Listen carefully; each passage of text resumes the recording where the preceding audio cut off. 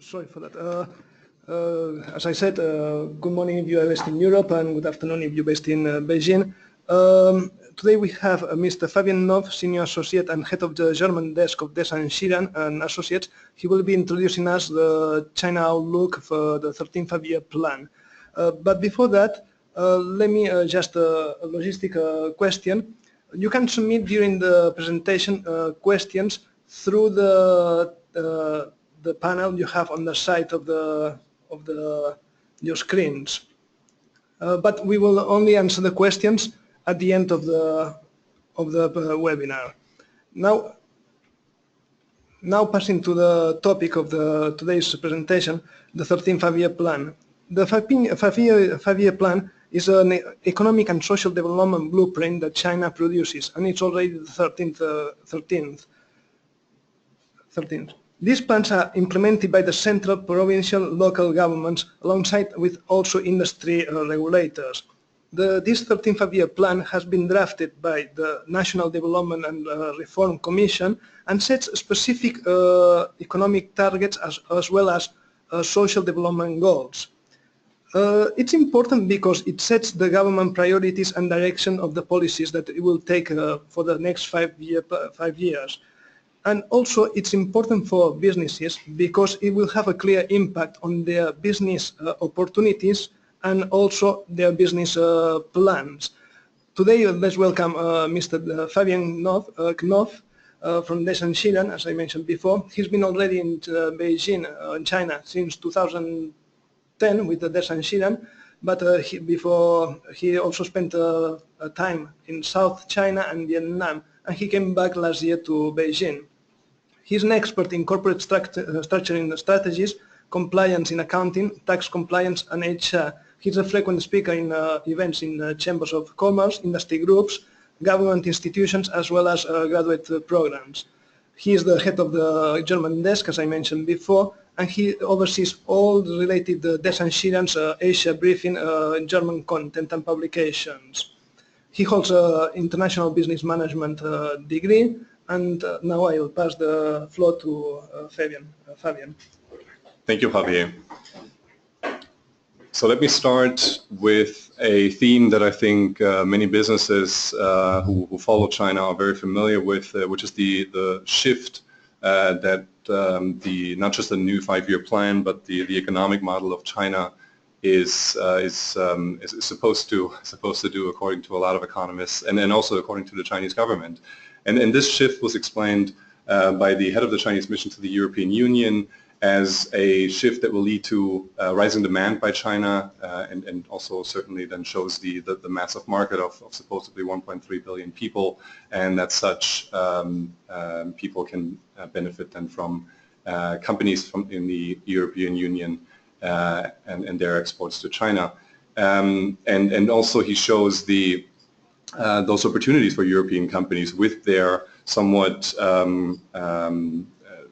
experienced markets in their technologies in those markets, and using words like innovation, connectivity, information technology, urbanization and finance, clean energy sources, and also the circular economy.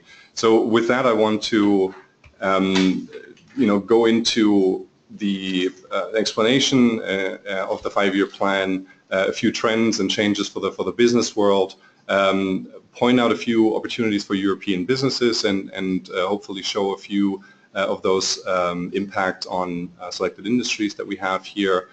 We will then have a question and answer session, and we can select those questions. We will select those questions then throughout this presentation, and I will get to those questions at the end of the presentation and finish with a conclusion. So, a quick introduction now to the 13th five-year plan, the CPC, China's Central Committee on the 13th five-year plan of the National Economic and Social Development. This is President Xi Jinping's first five-year plan. It has 8 chapters and then 22,000 words, just to show how much it encompasses. It sets out the goals and principles and targets for China's development for the next 5 years. It has always significant business implications, not only for China, but also for the rest of the world. Increasingly over the past couple of 5-year plans, the rest of the world has taken a larger focus. 2020 will also be the centennial anniversary of the founding of the CPC, which is an important date, certainly. The deadline for realizing China's goal of becoming a moderately prosperous society in all respects is also then, and China has set 2020 as a goal to double its 2010 GDP, also not just the overall GDP, but also per capita income, both for urban and rural residents. We have identified 10 key investment fields for the 13th five-year plan, which include the agricultural modernization, intelligent manufacturing, infrastructure. We have environmental protection and eco-friendly goods. The second time that this is mentioned in a 5-year plan. That goes along also with clean energy vehicles. We have Internet Plus and 5G telecom technology. The reform of state-owned enterprises is on the list again. Many will not be surprised to also see One Belt, One Road, the initiative, which was in the news for the past 1 or 2 years. Building also Beijing, Tianjin, Hebei into a region of a world-class city. And healthcare and retirement have become an issue as the workforce and the population as a whole is aging, which presents itself with a lot of opportunities and certainly also difficulties. So there are multiple changes now in this 5-year plan. Let me look at those four major themes here. One is to secure a middle to high income economic growth target. This growth target of China has always been much talked about. We've had in the last 5-year plan a growth target of 7%. Now this growth target is at 6.5%. Again, until 2020, China would like to double its 2010 GDP. So China needs to find, in order to achieve that, China needs to find new engines of growth, such as consumption, innovation, and entrepreneurship. Innovation will largely play the largest part in order to drive those other two engines. Structural reform will also play a large role, which will be including tax regulation, for example, financial and investment regulation, demonopolization, which will affect the SOE sector. And all of those point into the direction of further embracing a competitive market mechanism, which is the second time something like that is mentioned in a 5-year plan. The third point is a shift from investment and export to domestic consumption. China used to follow the Soviet-style investment-driven policy of and take the full use of labor cost to become the world's factory. Over the past couple of years, we've moved away from that already, and this has created China as a remarkable growth story, but it's also had issues on wealth inequality, overcapacity, and environmental pollution. The fourth point that I want to mention here is the enhancement of individual well-being through welfare, social welfare, and healthcare reform. We have a higher than average level of private savings, which can be freed hopefully by more incentives to consumption. We also have increasing labor costs as a result of the investment drive over the past 20 years, and with that an aging society that needs to be cared for on many levels. So some overall trends here very quickly. So we have, we've mentioned before here, there's a drive for consumer. We've talked about, we've also heard about a new normal.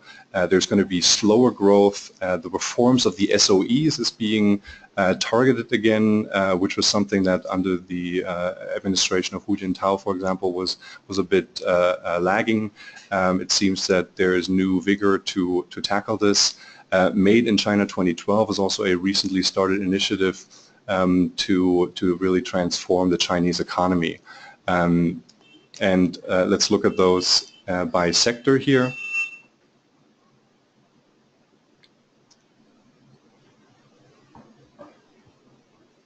So one of them is certainly in the primary sector, agriculture and the issue of food safety. There's still a rudimentary food supply chain within China, and it's always been an issue for China to essentially use its land mass and its land available to grow to grow the food for its own population. China is heavily importing food from around the world to sustain its population. So there's an intention to restructure China's agricultural sector and introduce technology in order to increase effectivity and find new systems of how to tackle those challenges. So we can see opportunities and certainly in agriculture, food and beverage as well, and general technology on how to apply technology to apply to those solutions. As a secondary sector here, we have mentioned the One Belt, One Road initiative, which was recently launched and will certainly be here for a considerable future. Which also means that infrastructure investment will not, while it will take not the leading role anymore, but will still be a significant part of China's economic development.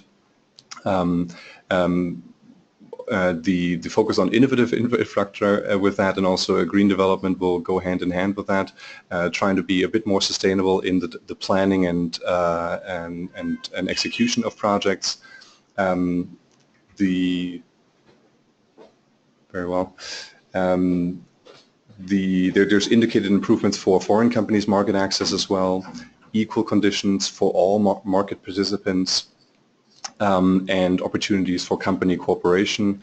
We will have a few more information on that later, but this bears opportunities for many sectors. We have a few mentioned here: robotics, advanced machinery and plant engineering, biotechnology and medical technology, electromobility, and aerospace. Now, in the tertiary sector, there's an impetus to expand the reduction of dependence on foreign trade. The financial, there's still a number of services that are being imported into China. Also, financial services, logistics services, educational services shall be opened up to foreign investors, which might be really an incentive for those foreign companies, those foreign service providers, to basically onshore here in China, set up their own operations, hire their own staff locally, and then provide those services here in China. Certainly part of that may be enabled by the internet and the capabilities that came with that, like big data and cloud computing. So those are good opportunities for ICT providers, internet service providers, maybe not on the foreign for foreign investors yet, but logistics will certainly is certainly something that foreign companies can help with. Very well. Here we have some export forecasts from the Li Feng Institute. There's the end of cheap and low quality China. I think that's something that we've read and listened to and heard about in a lot of ways. So for companies, that certainly means finding new niches. The market becomes more competitive. But as it develops, there are more opportunity or new opportunities developing where old opportunities may fall by the wayside. So companies need to focus on those. That goes directly into the second point here. Competition is high, and companies need to figure out new business models and adapt their business models. Part of that may be to change or to adapt some of the operations that companies have here, maybe moving some of it outside of China, maybe moving some of it that was previously within Europe into China to better capture the local developments here in terms of products, for example. Also with the emergence of e-commerce now, where foreign companies can also engage, the different businesses and how products flow and how customers find products, this needs to be taken into consideration. For SMEs, it's not always as difficult as for larger companies, but there are more opportunities than there were just a few years ago.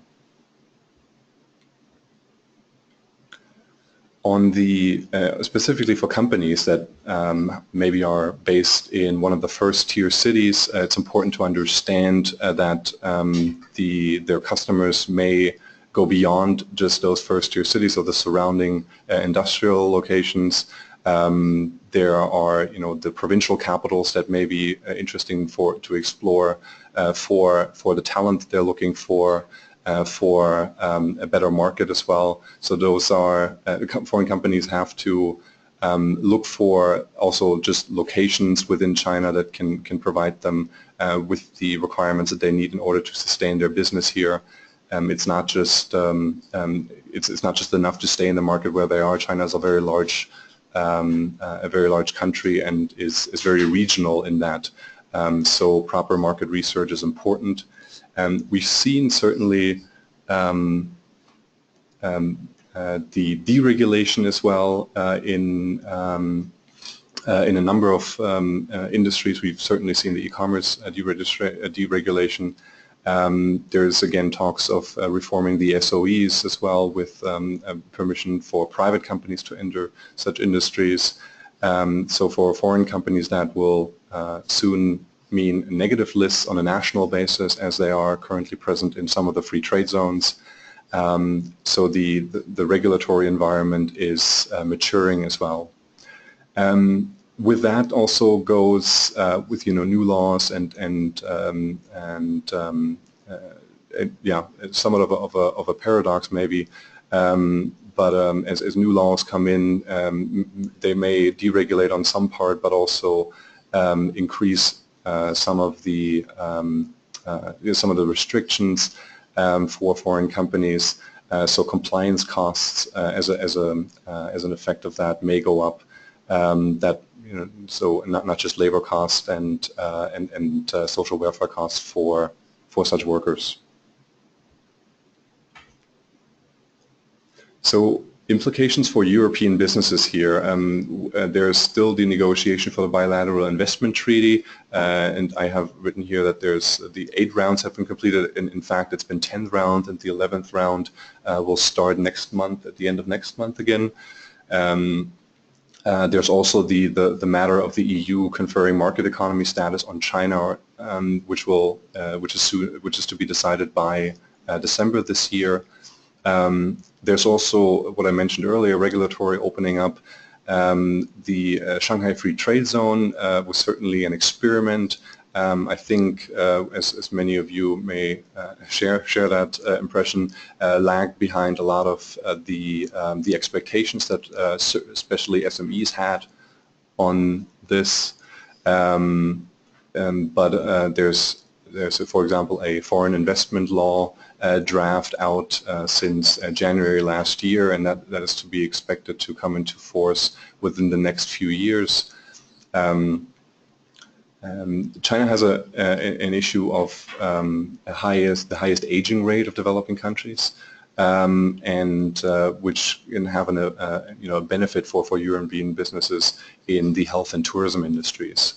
Hopefully with a reform of the state-owned enterprises beyond the level that we've seen in the past, there may be opportunities for example, for energy companies to forge new ways in China alongside. The adoption of the modern VAT system, which was just recently completed, or at least the last step toward completion of this VAT reform was taken. It will certainly still take a few probably months, maybe a year to finalize that, the implementation, but that should help streamline the tax administration process and also the tax burden, especially on service providers. And generally enhancing the tax administration system. That is something that not just foreign companies suffer from, but all businesses in China. So yes, there's a person that asked if you could repeat the last point. The last, enhancing the tax administration system, right? So the tax administration system, it's a bit of a burden to many companies, all companies in China. This is not specific to European businesses only. We've had again a reform of the VAT system with the business tax being somewhat sidelined now, and this that's part of it. I think the tax authorities are still pondering of fiscal stimulus, which will hopefully alleviate some of the tax burden, not just in sheer tax rates, but also in the administrative burden that goes along with the tax system. I hope that was a bit more specific. So I'm moving on here. I want to look at the 5 main areas here that are called the concept of development. These are, above all, the innovative development. There's the coordinated development. We have green development, opening up, again, a very important part, and reform of institutions for international integration. So to speak first of the innovative development, as it's the primary driver for economic development, which is to shift China's economic structure into a higher quality growth pattern. It's the upgrading really of the industrial structure, strengthening innovation in science and technology, modernizing agriculture, and deepening institutional reforms. The Made in China 2025 initiative is a big part here, concentrating on the development of the 10 strategic industries. So we have, so let me just repeat that. I suppose there's a bit of a bad connection. So the first development here is the innovation development, which is a primary driver of economic development, and it's to shift China's economic structure into a higher quality growth pattern. It involves the upgrading of the industrial structure, and with that, strengthening innovation in science and technology, modernizing agriculture, and deepening institutional reforms. Also, the Made in China 2025 initiative, which is to concentrate on the development of 10 priority strategic industries. So with that, there is the innovations specifically in technology and business models. And as we've heard, and I think many of us have experienced as well, is that there's an end to the idea of a cheap and low quality China, which is actually the reality is that there's a lot of competition in all industries and most industries, so companies need to use innovation in business model and technologies to sustain themselves and further prosper. In terms of the coordinated development, this is really something that goes to more of a regional approach, specifically between the rural and the urban areas, but also targeting industries here. As I've mentioned before, China has China is a very diverse country with different regions and different local markets. So the government is interested in balancing between rural and urban areas. We certainly know here in Beijing how crowded it can get, but so the government tries to then use policies to somewhat maybe discourage the move to those first-tier cities and make second-tier cities, third-tier cities, other provincial capital more interesting for people living in the countryside, to not just focus on a few of those urban centers like Beijing and Shanghai, but also others, so that at least the urban areas are more balanced in their spread. With that, for example, goes along the hukou policies and the loosening of them, which has been something that was introduced over the past year actually, which is something that should help citizens to access their healthcare benefits, for example, in the place where they work, the leading role here for the city clusters is to focus companies on their locational strategies, see China as a diverse set of markets, and do proper research in order to understand where's the best markets for them to do business. It might not be the first-tier cities anymore, but it might be less urban areas even. The urban consumer, or there's still obviously somewhat of a focus on the urban consumer, as there's more income available to purchase products and services, usually because of higher salaries that are available in cities. So this affects consumer goods companies and services, also services that are focused on the experience rather than just a material good, and certainly construction as well, as infrastructure will need to be built. It also may reduce the brain drain that a lot of lower tier cities experience that are close to industrial centers, and hopefully provides companies with more HR, with a better selection of staff. Let me talk about the green development then. This is really about green technology, if you like, clean energy, and the development of green industries, as European companies are from a mature market in regards to more sustainable and green technology. This may put them at an advantage. Certainly, there are there are certain Chinese characteristics that need to be met here in China, but in terms of technology, European companies may benefit from this here. So the expectations of companies is social and environmental responsibilities will rise with that technology,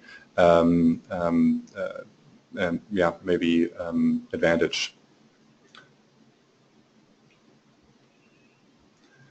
So the opening up now, this is, as mentioned before, this is not just the domestic market, but also China opening up to global markets and in its companies access to such markets. It has an interest to participate in global economic governance. There's a mention of a two-way opening up, which mentions also basically the trade facilitation, customs processes of really just goods and services, mostly goods in that regard, leaving the country and entering the country. That can also be, there's the idea of certification as well, as certain products in the medical field, for example, have more certification requirements. and hopefully make that a bit easier for new companies from Europe to enter the market. Also, the before mentioned One Belt, One Road initiative will play a part in this, as this is the initiative that is supposedly facilitating and engage the exchange of Europe and Asia along that the former Silk Road in the exchange of goods and services. Such efforts in optimizing trade structure and promoting cross-border e-commerce are changing China's trade pattern. There are still restrictions when it comes to the internet, and anti-foreign brand sentiment can be driven by state policy and media. But this is, just as something to be aware of, certainly when entering a market.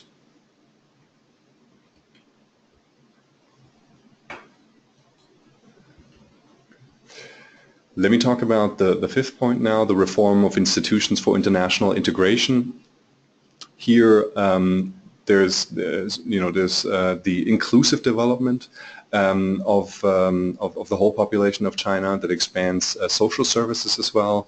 It includes the global collaboration through free trade zones, as we've seen them in Shanghai, in Tianjin, in the Fujian province, and in Guangdong as well. It's also the implementation of national treatment for foreign enterprises, and further liberalization in the financial field, and signing of bilateral investment agreements. There's financial reform and renminbi internationalization. 2020 is also the year when Shanghai has indicated the goal of being an international financial center. Many analysts interpret this that by 2020 the renminbi may need to be fully convertible.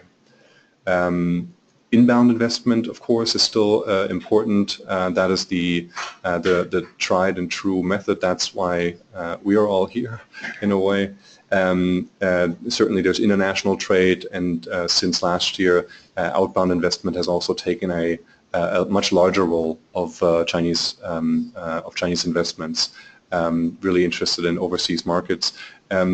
Inbound investment is still very much strong. It doesn't get the same headlines anymore as it used to, but it's still something that is not to be shrugged off. So such market-oriented reforms are changing the business environment for companies here.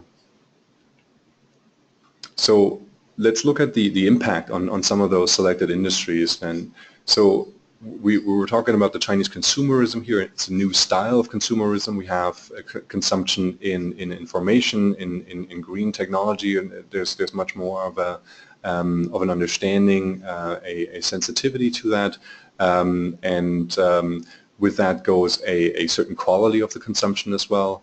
There's a promotion of offline to online, online to offline businesses and other new modes of consumption, and there's also the implementation of a consumer goods quality improvement, and promotion of the expansion of the service consumption here, which is what I mentioned before, something that's more focused on experience, for example, rather than just material consumption. So in the food and beverage industry here, a big part for the political environment is still to strengthen food safety, which is still an issue that the government would like to address. So here it's about improving the system of laws and regulations, raising standards of food safety, implement also traceability, so there's more transparency within the system and the supply chain, importing more food rather than continue to grow the farming capacity. So the 5-year plan allows for improved property rights in rural China, which is to allow then highly skilled farmers to operate larger farms.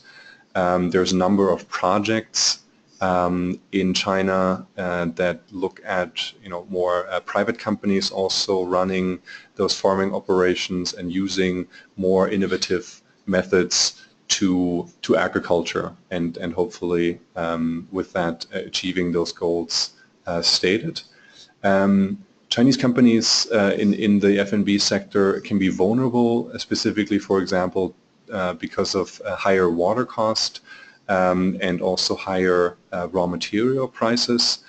So this market is already experiencing some of these, some of the pressures of China's development from the past. Due to the increased need for foodstuff, it may become interesting for companies from Europe to export to the Chinese market, as the F&B sector has already enjoyed quite a lot of interest in, for example, the first-tier cities. Onto the healthcare industry, the political aim here is a healthy China, which is also interested in raising standards for health, education and livelihood. The Chinese government recognized it cannot meet the increasing health and aged care demands of citizens alone, so that private industry can take over here, which is a big opportunity also for foreign companies, as they have certainly in Germany have similar problems with an aging population, where a healthcare industry needs to come in order to support the government's efforts in that regard. There's a demand for pharmaceutical products here. It will continue to rise further, so also the pharmaceutical industry is interesting and hopefully will further regulate and help to reduce fakes in the industry. As I mentioned, the private sector is encouraged to participate and promote ideas for better systems, and industries which profits from these trends are health services, medical equipment, pharmaceuticals, old age care, and medical technology can benefit here. Child-related products. And we've seen recently the end of the one-child policy. Child-related products and services are one of the fastest growing categories in China. However, they're expected several millions more births per year because of the ending of the one-child policy. So that might lead to increases in demand for baby formula. We will likely also see a legislation introduced regarding car seats this year. Products that are specifically targeted at children might have a benefit here. That is, as mentioned, baby toddler products, tourism as well, and certainly education, where China, this is certainly something that's already quite established, but not a market that can necessarily be saturated, certainly if you look further than the first and even second-tier cities. One of the reasons for possibly a preference for European companies and their products in China remains to be food scandals over the past years that we've had in China. The luxury industry here, we certainly, companies providing products and services within this industry have seen a slowdown. So such companies need to, or have needed to change their approach to China. We've seen luxury brands affected, golf clubs and banquet restaurants were affected. I believe over the past couple of weeks it was made available or possible again for party members to play golf. So that might be, they might be alleviated. So also when it comes to clothing and accessories to golf, they might have caught a break now.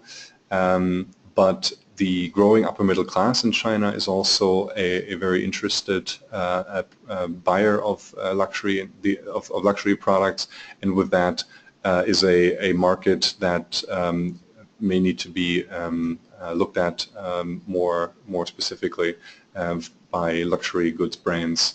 And as for example, there's still a trend, certainly also because of the tax environment in China, for Chinese consumers to purchase luxury goods abroad.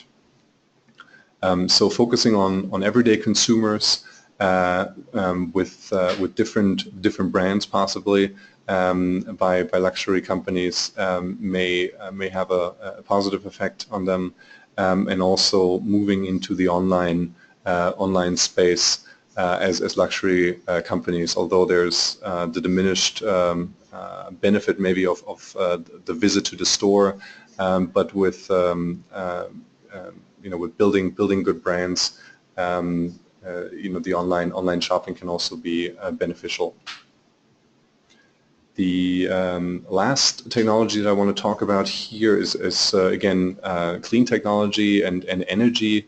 There's a continued development of biomass, water, geothermal, nuclear energy, all of which European companies are quite advanced at. Also the increase of electric vehicles, here by a factor of 10. The target for the use of electric vehicles on the streets in China has previously lagged behind or has not been met. So this plan is again another push to provide more to show that this is a serious goal that China would like to follow. Also, we have further exploration rights for natural gas, and with that encourage exploitation of shale and coal gas, somewhat following the trend that we've seen in the United States, and overall encouraging a green and sustainable lifestyle. So the 5-year plan will bring opportunities to companies in, for example, in fuel-efficient automobiles, as I mentioned, also environmentally friendly materials and recycling. Again, I think a sector where European businesses have some experience. Although European businesses have somewhat sharply fallen behind in their investment, or Europe's investments in clean energy have been falling behind. This concludes the main part of my presentation. I would like to move into the questions and answer session. Again, thank you very much for your excellent presentation. We received some questions, but if the listeners want to send us more questions, we will also pass them to you now. The first question we received is related to healthcare. You mentioned the healthcare reform, and this person that is participating is asking how likely is that the government hospitals will implement the use of robust procurement systems that will reduce the exposure to bribery? That's a great question, and I think a very important one. Certainly, if you look at the outcome of what the question suggests, there's within the 5-year plan there are plans to or certainly goals communicated to change the healthcare system and change the incentive systems of the entire healthcare field. Now, I'm assuming that includes basically setting incentives in the way that bribery will not play that much of an important part anymore. I mean, it's a healthcare system for a very large country. So, if we're talking about a timeline here, I think we'll talk about it. Certainly a couple of years. I personally haven't seen much of an approach really, or like a big kickoff in that reform, but I'm hoping that this will soon, certainly with the communication within the 5-year plan now, commence. It is communicated within the plan, so I'm hoping that this will certainly be part and address the matter of your question. Yes. Thank you. Another question is related to what you mentioned about the end of the one-child policy. And this participant is interested in knowing more about if there will be really a boom of child-related products, and if this will mean also an increase on the price of these kind of products, and also having been more costly to have children in China. Right. I think it's already costly to have children in China. I think the loosening of the one-child policy has not resulted in mass birth rates, right, or mass births at the moment. And I think speaks to the fact that having a child, raising a child, is expensive and has gotten a lot more expensive in China as it has everywhere else. Certainly with education being a large driver, and that toys might be on the less important side of that. So I'm not sure whether births are the ones necessarily that will drive that. With more childbirth, it will certainly help, but I don't foresee an explosion in births, and with that, I don't think they will lift the tide of more products into China. I think it will be, as we mentioned, an increasing middle class that are interested in, or that can afford then more toys, more higher quality toys, new toys, or for example also more experience-driven consumption for children. So I think it's probably more the economic prosperity that will be the cause of more toys or more consumption in toys than necessarily the birth rate, although it's probably also a contributing factor. Another question related still on healthcare reform. You talk a little bit about the opportunities that maybe this will bring, but our participants would like to know what kind of health services do you foresee China will need in this 5 years? That's a great question. I'm not an analyst on healthcare industry in China. I think a big part of healthcare in China will be to look after the elderly, as this is a demographic. Well, some people say time bomb, but certainly a large part of the population that is retiring now and is over the next years. So there will be services catered to those individuals, and so we've seen upticks, certainly in investment upticks in elderly homes, elderly care homes. We certainly also services in regards to home care.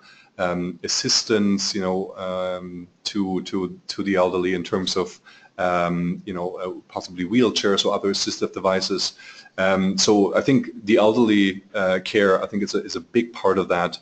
And I think if you look at just, diabetes rates are incredibly high. We have cancer as well, an illness that is on the rise in China. So more hospitals and medical institutions that are focused on specific illnesses that affect the Chinese population. Which kind of services that are in particular. I'm sorry, I can't provide too much detail on that. Another question is more political in nature, maybe. It's this participant. He refers to the increasing nationalist sentiment that's here in China, and how do you think this could impact foreign businesses here in China? Right. Yeah. I'm not sure whether it's nationalistic. I think there's much more of a confidence by Chinese businesses and certainly also political leaders in China's capabilities. I think it's a natural progression, and it's good to see that there is more success also directly coming from Chinese companies, certainly in the internet space and in a lot of other spaces.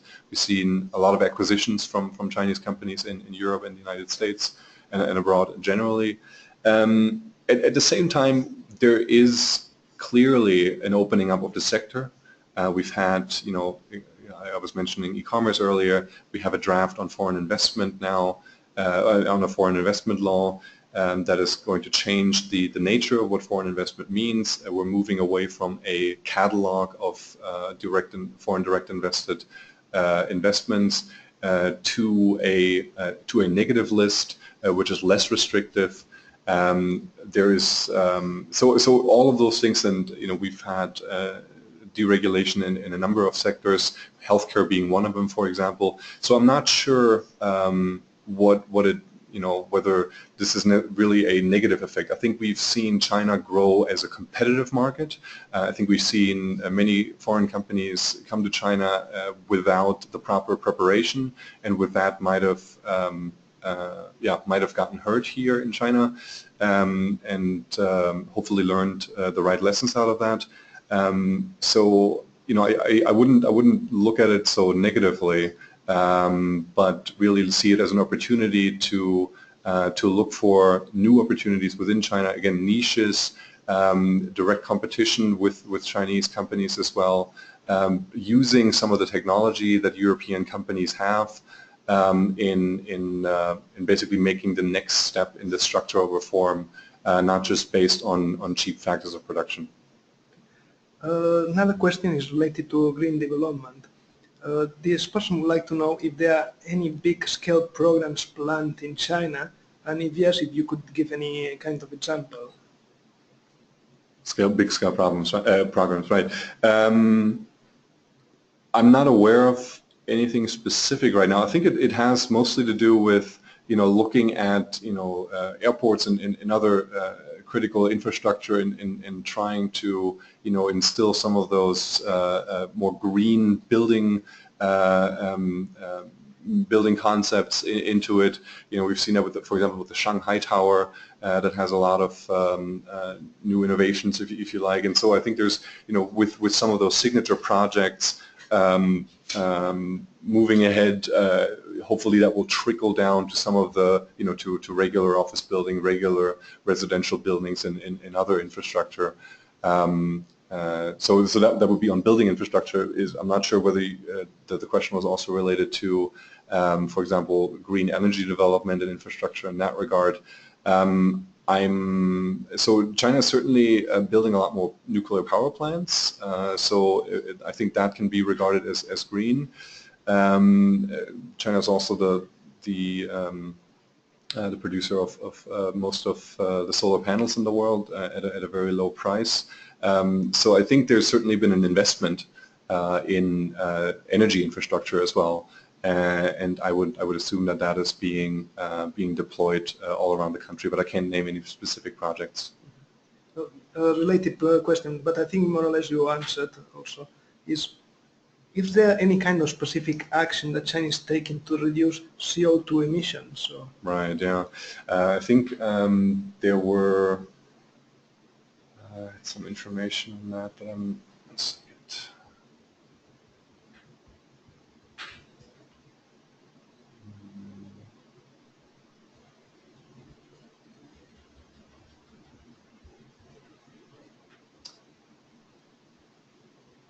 Apologies, one second.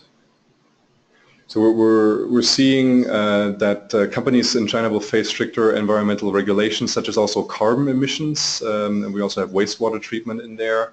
There's also a vigorous promotion of environmental protection and low carbon growth. So those are stated goals. So this is something that's on the agenda, but I'm on the specifics. I'm afraid that it goes also somewhat beyond the purpose of the 5-year plan, as it's really an instrument to set goals for the next 5 years of development.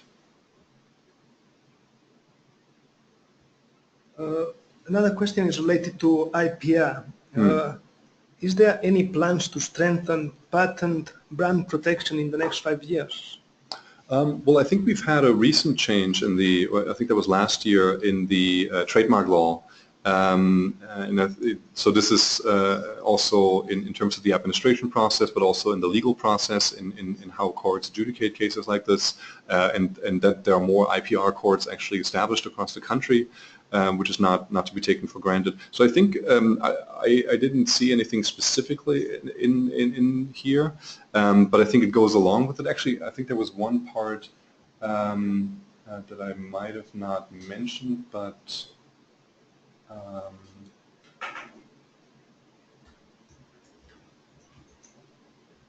I can't recall it right now, but yeah, I mean, so the protection of brand is certainly important, as China recognizes that is, essentially something that moves a economy forward with more, higher, as products become less of a commodity, brands are a way to add a premium to add a premium to a product that makes it easier to identify it for consumers. So with that, I think yes, absolutely, IPR is important to the Chinese government and will be further developed. But I don't have anything specific on that. After we talked already quite extensively about health services, but this participant is interested more in, instead of knowing what's going on in China, is more if Chinese people are interested in going to Europe for health services. Right. Yes. Tourism, health tourism. I think Thailand, I think, is a big part of that. I think Singapore is a big. Hong Kong certainly. It's not going to be part of the five-year plan, but it's certainly, I think, an indicator for regulators to understand. Okay, we have customers here that are choosing to use a different product, a product outside of China, and so how can we address the shortcomings maybe of the Chinese healthcare system, and then meeting those customer requirements so that they do not have to leave the country in order to receive the medical care that they are interested in. So I think it's certainly, an indicator, I think, to regulators. After another question related to the hukou reform. This person would like to know if this reform will have any impact on the contribution to the statutory social benefits for migrant employees. Right. So they're not necessarily related, although the social insurance is related to the hukou. So they always talk about reducing the burden for companies, mostly of social insurance, and making the social insurance system really using the social insurance systems in order to cover healthcare costs and other expenses. So and at the same time, they would like to make it more efficient so that there are higher yields, actually higher returns on the social insurance funds. So that will be something that then those funds will need to look into. At the same time, they would like to reduce, as I mentioned, the amount that is monthly in the monthly contributions as a percentage of the salary. So I think if you look around the world, the contributions that companies have to make on behalf of employees is quite high, and so the contributions on behalf of companies is quite high, and sorry, there's a bad connection. Right. Could you repeat? Or? Okay, right, very well. So let me just summarize. So we expect a reduction of social insurance contributions, contribution rates. Also, an increase in the return on social insurance contributions for the recipients. I think that's so this should have a beneficial effect on companies as their cost of labor hopefully goes down. Another question I have here also is related. You mentioned a lot about the innovation in the plan. and also the Chinese outbound investment.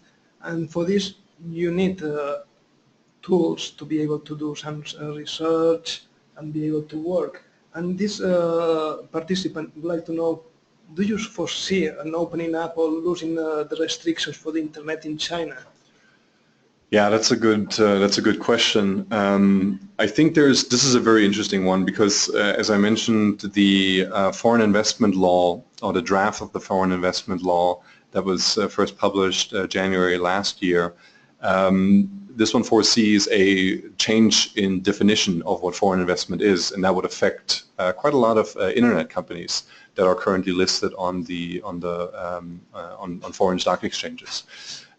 So these companies will need to find a different structure, a different corporate structure, in order to do their business, and it doesn't seem that the Chinese government is willing to provide an exception for these.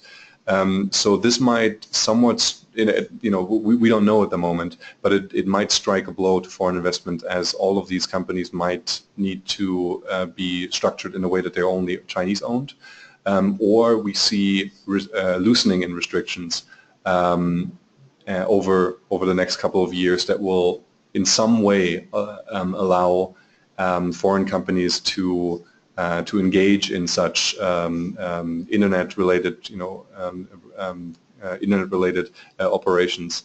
But it's at the moment it's somewhat difficult to tell. There's there's a few opinions out there, but those are the ones that I can share at the moment. Here we have another question. I'm not sure if you know about this or not. It's the collaboration between Chinese universities with foreign universities. Currently, it looks like the collaboration is limited to one university. Foreign universities can only cooperate with one Chinese university. Do you think this is going to continue like this, or there is any plan to modify it? Oh, I'm not sure. I don't have any insights on that. I mean, we've heard an emphasis on what should be taught in universities, and also with some caution, basically what kind of textbooks are used, or what theories should be used from foreign countries. So that might be a more pessimistic view on the developments, but I wouldn't necessarily see that as as something that shows us the way for the next years. But it's very hard to tell for me at the moment how this would work. After, there's another participant that would like to know something that I think you more or less mentioned it, and it's, is there any plan to foster automation and robotics in China? Oh yeah, absolutely. I think there's a huge interest in automation and robotics, which again I think is a great opportunity for European businesses. We've had, I think Foxconn was one of the companies that was investing heavily in automating its supply chains, its factories. So it's not just foreign companies who bring the technology here and basically fit out their plans with robotics and automated supply chains, but it is assembly lines. But it is also a great interest of Chinese companies in this field. And I know there's some negative experiences that some companies have, where some of those automated assembly lines were essentially just sitting in a warehouse, not being used because nobody knew how to actually put it into effect and maintain it and teach and train and all of that. But I think there's a great interest in further in incentivizing this and bringing that in, and also certainly homegrown suppliers of such technology. It's a great way to increase productivity. Hopefully, there's maybe the balance to reduce labor, the reduced need for labor. So that might be something that companies face when they start implementing this. There needs to be somewhat of a regulated reduction of labor for this as well, not in order to upset the staff, the labor force, and also the local government. Another question here related to wine production. We know that at the EU SME Center, one of the most important sectors is this food and beverage for European SMEs. Many of the queries we receive is on this sector.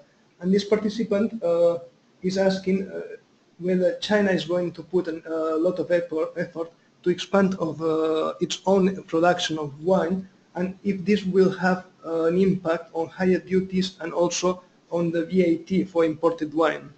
Right. So, to my knowledge, and you might know more about this since this is an EU SME project as well. So, to my knowledge, the region of Ningxia is quite busy already with the production of wine. Not on a level, I think, that will be able to flood the market like foreign wines have over the past couple of years. But I think it's somewhat of a testing ground in order to understand and also build and educate local local wine wine educators. Whether that will have an effect on import duties of foreign wine, I'm not sure. I think we're still looking quite far into the future. It will really depend also, somewhat on demand the demand for foreign wine. I think there's somewhat of a saturation in foreign wine in China at the moment. So I think we'll need to wait until more Chinese wine is coming into the and more developed Chinese wine is coming onto the market, and how consumers, what their preferences are to that. So I'm not sure what any customs or VAT issues are. I believe on VAT would stay the same. I don't think there's a change, but in terms of customs duties and possibly also consumption tax, there could certainly be changes. We have to bring to an end this webinar, but we're still receiving questions. Maybe what we can do is we can pass them to you, Fabian. Sure. Fabian, and answer to them. Thank you very much for this very interesting presentation, and I think you want to give some conclusion remarks. Yes, thank you. When we kind of look at what we've talked about, I think structural reforms will continue and deepen here.